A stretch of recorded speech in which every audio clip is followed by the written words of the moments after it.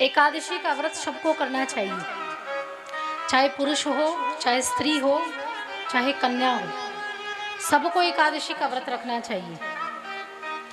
एकादशी का जो व्रत है वो 12 साल के बाद, 12 साल तक व्रत नहीं रखना चाहिए। 12 वर्ष के बाद, चाहे पुत्र हो चाहे पुत्री हो, नारी हो पुरुष हो, सबको ये व्रत अवश्य रखना चाहिए। इस पूरे विश्व में एकादशी से बड़ा कोई व्रत नहीं है। जो एकादशी का व्रत होता है ये महीने के 2 पक्षों में आता है। एक शुक्ल पक्ष का जो 11वां दिन होता है, कृष्ण पक्ष का 11वां दिन होता है, ये एकादशी का दिन होता है। और जो एकादशी का दिन होता है इसे सभी व्रतों की महारानी कहा जाता है। आप कोई भी व्रत भले ही ना करें,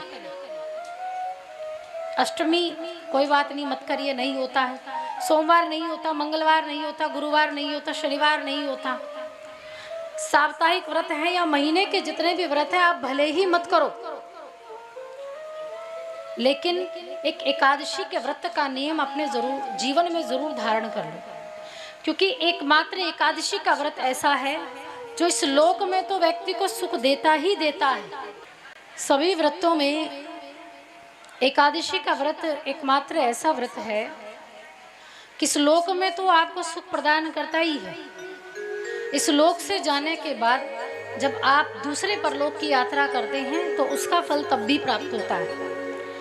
आप जब भी अन्य कोई व्रत करते हैं तो उसका उद्यापन साथ के साथ कर दिया जाता है। 16 सोमवार कोई रखता है या 41 दिन के मंगलवार रखता है या 21 गुरुवार रखता है, तो व्यक्ति कोई मनोकामना या इच्छा प्रकट करता है कि मेरी ये इच्छा मनोकामना है, मैं इतने व्रत करूंगा और व्रत करने के बाद उसका उद्यापन कर दूंगा। ऐसा ही होता है बाकी के जितने व्रत होते हैं। परंतु ये जो महीने के या साप्ताहिक व्रत होते हैं ये वो व्रत होते हैं जो इच्छा करने के बाद, इच्छा पूरी होने के बाद उनका फल उद्यापन के तुरंत बाद समाप्त हो जाता है। यानी वो उस व्रत का पुण्य आपको आगे तक नहीं मिलता। मान लीजिए किसी कन्या ने 16 सोमवार का व्रत वर पाने के लिए किया,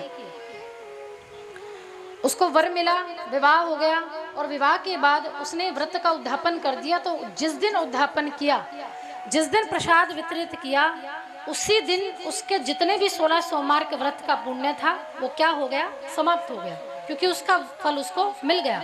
और जब फल मिल जाता है तो उस व्रत का प्रभाव समाप्त हो जाता है। समझे? लेकिन एकमात्र एकादशी का व्रत ऐसा है कि भले ही आप उसका उद्यापन करो और भले ही ना करो। वैसे तो 12 वर्ष के बाद उद्यापन होता है एकादशी का, कम से कम 12 वर्ष तक व्रत करो और फिर 12 वर्ष के बाद उसका उद्यापन करो। यानी माँ तुलसी का शालिग्राम जी के साथ विवाह करके कन्या का, जैसे कन्या का विवाह होता है वैसे ही माता पिता को, माँ तुलसी को बेटी मानकर और नारायण भगवान को, शालिग्राम जी को दामाद मानकर कन्यादान करना चाहिए। इस प्रकार से एकादशी का उद्यापन होता है। लेकिन एकादशी के व्रत में जरूरी नहीं है कि उद्यापन हो, करो ही करो। 12 वर्ष तक व्रत करने के बाद अगर समय है तो उद्यापन करो। लेकिन कई बार क्या होता है, व्रत करते करते किसी की मृत्यु हो जाती है ना, व्रत करते करते मृत्यु हो जाती है तो वो उद्यापन नहीं कर पाते, तो फिर उसके पीछे जो उसके पुत्र हैं वो अपने माता या पिता के निमित्त उस एकादशी का उद्यापन कर सकते हैं। और जब संकल्प होता है तो उस संकल्प में उस उद्यापन का फल अपने मृत्यु उपरांत, यानी जो दिवंगत हो गए हैं उनको फल प्राप्त करवा सकते हैं। इतना बड़ा पुण्य है एकादशी के व्रत का। यानी बाकी के जो पुण्य हैं, बाकी के जो व्रत हैं, उनका पुण्य आपको खुद के लिए मिलेगा, लेकिन एकादशी का पुण्य आप किसी को भी दे सकते हैं। यानी स्वयं व्रत रखिए। यानी आपके जो पिता हैं या कोई पूर्वज हैं अगर प्रेत योनि को प्राप्त हो गए हैं, किसी के यहाँ कोई दोष लग गया है, किसी के यहाँ कोई संतान नहीं हो रही है या कोई भयंकर बीमारी से ग्रसित है, किसी की मृत्यु नहीं हो रही है। कुछ लोग ऐसे होते हैं जिसको ऐसी बीमारी लग जाती जो चाहते हैं कि हमारी मृत्यु हो जाए, हम जीना, अब जी तो सकते हैं जब ऐसी भयंकर बीमारी हो जाए जहाँ हर जगह से जवाब मिल जाए, तो वो इच्छा मृत्यु की कामना करते हैं। तो 11, 21 एकादशी का व्रत रखिए और 11-21 एकादशी का व्रत रख के अपने पूर्वजों को प्रदान कर दीजिए। आपके उस व्रत का फल आपके पूर्वजों को प्राप्त हो जाएगा। इतना बड़ा महात्मा है एकादशी का। और आपने देखा होगा कुल मिलाकर वैसे मल्लमास को लगाकर 26 एकादशियां होती है, वैसे 24 होती है।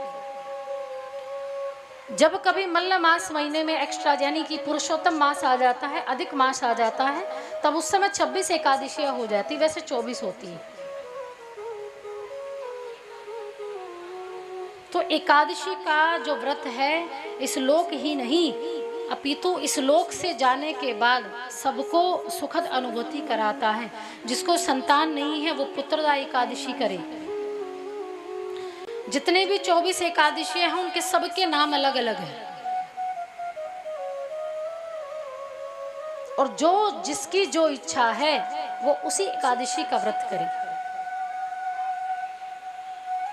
तो अगर आप 12 साल तक व्रत रख सकते हैं फिर उद्यापन कीजिए, लेकिन एक बात ध्यान रखिएगा, जो भी एकादशी का व्रत करता है उसको उस दिन कोई ना कोई फल की चीज जरूर दान करनी चाहिए।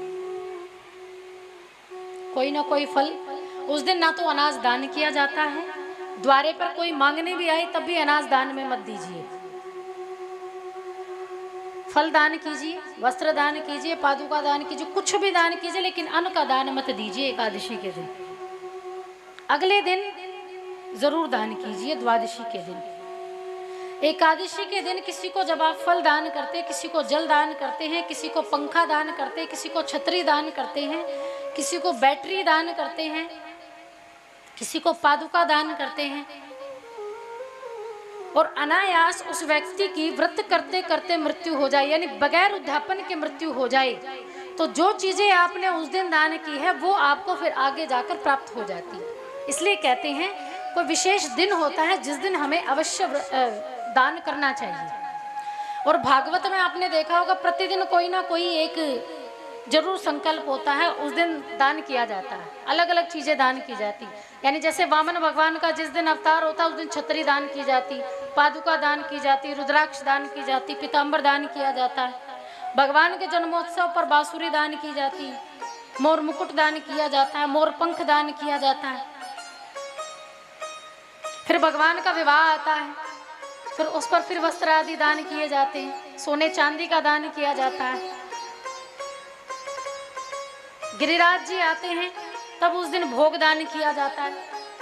यानी भागवत की यानी किसी ग्रंथ के जितने भी दिन होते हैं उन सभी दिनों में व्यक्ति सब चीजें दान कर देता है क्रम से। तो एकादशी को भी ऐसे ही करना चाहिए। अन्न को छोड़कर एकादशी के दिन हर चीज का दान कीजिए। और ये इसलिए कहा जाता है बाय चांस कभी किसी की मृत्यु हो जाए, वो उद्यापन ना कर पाए, तो फिर आपको बाद में पछतावा ना हो कि मैंने ये चीज दान में नहीं दी थी।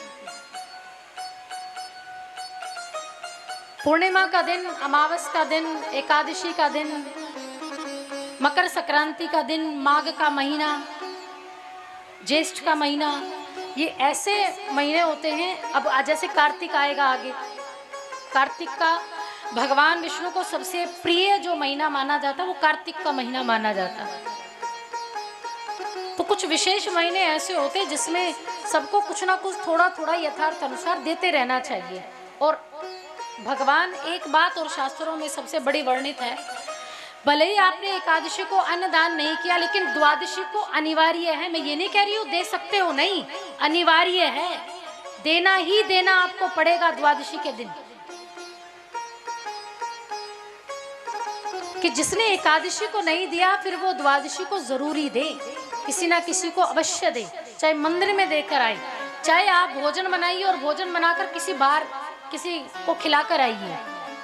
और शास्त्रों में वर्णित है कि पूरे ग्रंथों में, सभी ग्रंथों में अगर सबसे बड़ा ऋण अगर किसी चीज का माना जाता है तो वो अन्न का ऋण माना जाता है। किसका ऋण माना जाता है? अन्न का। देखिए व्यक्ति सोने के बगैर भी रह सकता है, चांदी के बगैर भी रह सकता है, थोड़ी देर के लिए पादुका के बगैर भी रह सकता है, ज्येष्ठ के महीने को छोड़कर पंखे के बगैर भी रह सकता है, लेकिन जल और अन्न ये ऐसी चीज है कि इसके बिना व्यक्ति नहीं रह सकता। और अन्न का दान व्यक्ति को सदैव सदैव हर दिन कोशिश हो तो करते रहना चाहिए। चाहे भोजन के स्वरूप में करवाओ, किसी को भोजन करवाओ, या फिर आप सूखा दान कीजिए, या गौशाला में कीजिए, या पैसे आदि देकर कीजिए। तो ये चीजें, ये दो दान तो ऐसे हैं कि करने ही करने चाहिए। इसके बगैर तो महाराज काम चलेगा नहीं, क्योंकि कई हजार मीलों की दूरी तय करनी है अभी हमें, तो उसके लिए भोजन की आवश्यकता जरूर पड़ेगी, जल की आवश्यकता जरूर पड़ेगी। और जब तक भोजन नहीं मिलेगा तब तक काहे चलोगे? कैसे चलोगे? तो समय से अगर आपने किसी को भोजन कराया है, किसी को दिया है, तो भविष्य में आपको मिलेगा, परलोक में आपको मिलेगा, और फिर आप अपनी यात्रा पूरी कर सकते हैं। और आप चाहते हैं भगवान की अतिशय कृपा हम पर हो। हर कर्म का फल जो अगर कभी अनायास ही हमसे कोई बुरा हो गया है और वो व्रत करने के बाद समाप्त हो जाए, तो एकादशी का व्रत अवश्य सबको करना चाहिए। ये व्रत आपके किए गए पापों को क्षणिक रूप से भस्म कर देती। जैसे कि आज अजा एकादशी है। अजा ये मोक्षदायिनी एकादशी है, पाप पुण्य एकादशी है, जो पापों को समाप्त करती है, ये वो एकादशी है। तो हर मनोकामना को पूरी करने का जिसमें सामर्थ्य है, ये 24 एकादशियां हैं। और 10वीं तिथि को ही एकादशी का व्रत प्रारंभ होता है। 10वीं तिथि को सूर्य अस्त से पहले आप भोजन कर लीजिए। 4 बजे 5 बजे तक आप भोजन कर लीजिए, उसके बाद आहार ग्रहण करने का नियम नहीं है। 10वीं तिथि को शाम को आप भोजन छोड़ दीजिए, पूरी एकादशी को निराहार रहिए, और जब द्वादशी आए तब चावल बनाइए या खिचड़ी बनाइए, और भगवान को भोग लगाकर गाय को खिलाकर फिर स्वयं ग्रहण कीजिए। इस प्रकार से एकादशी का व्रत रखा जाता है। और ये भी स्मरण रखिए कि एकादशी के व्रत को अवश्य कुछ ना कुछ देकर आए, चाहे मंदिर में देकर आए, चाहे किसी गरीब को देकर आए। अन्न को छोड़कर फल आदि दान करो। तो एकादशी के व्रत करने का ये नियम है, तो अवश्य सभी को ये व्रत करना चाहिए। इस दिन चावल नहीं खाते एकादशी के दिन, और जो व्रत रखता है केवल वही नहीं, अपितु एकादशी के दिन तो किसी को भी नहीं खाने चाहिए।